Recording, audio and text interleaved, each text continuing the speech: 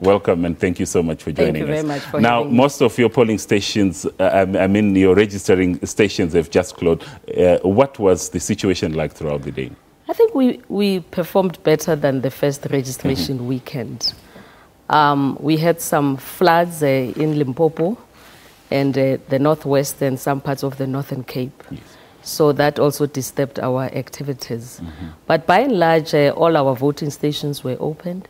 In Bekkersdal, we had to close just one voting station. And I'm from Boiketlong in Sebokeng. And voter registration is proceeding very well. Is it? Yes. But throughout the day, Advocate, we have been reporting of disruptions that have been happening, not just in the two areas that you have mentioned. We have had disruptions in Malamulele, in Limpopo, and we've also reported a similar situation in the Boland in the Western Cape. Just how much do you think these disruptions will mar this process? You know, we don't want any disruptions because they affect our processes. But by and large, this time around, as I've indicated, we did better than the first registration weekend. Yes. For instance, you reported about Bekkersdal. You reported about Malamulele. In Malamulele, all our voting stations are open. The question is whether people are going to register. Of course, we've been told that there are acts of intimidation. People are not going, but the voting stations are open because for us, that is really what we want. We want the first prize to open our voting station and to let people register. But at the same time, if people don't register, it's okay, as long as they do not prevent those who want to register. And what advice then do you have for those that are being prevented from going to register by those who are disrupting this process? If they're intimidated, and there's violence, the police have to then step in.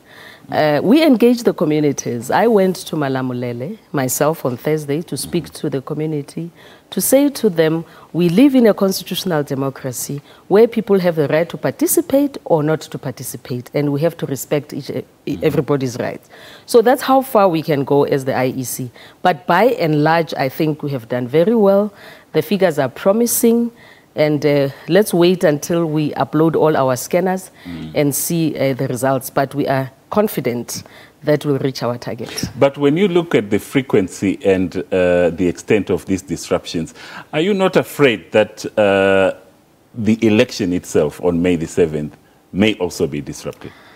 I think, Obriel, what we have to look at is how many areas are we talking about? It's not like the whole country is on fire.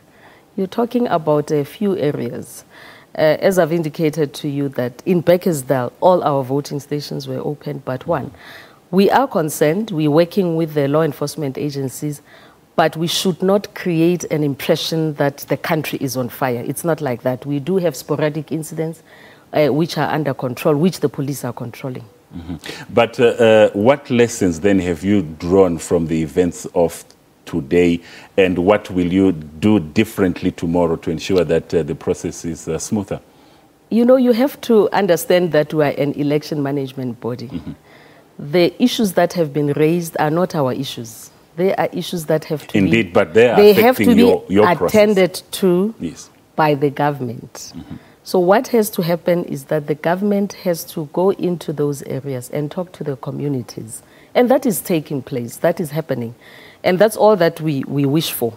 As long as, you know, we are able to open our voting stations and people are not intimidated and everybody participates or they don't participate if they don't want to, we are satisfied. And how many people are you targeting, and is that number achievable in your view? I think it's achievable. We are looking at 1 million new registrations.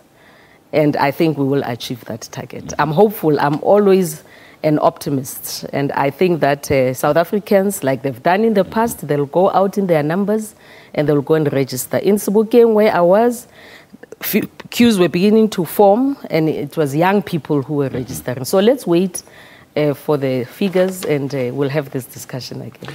Well, we have to end it there, but thank you so much. That was the IEC Chairperson, Advocate Pansy Tlakula, joining us in the studio.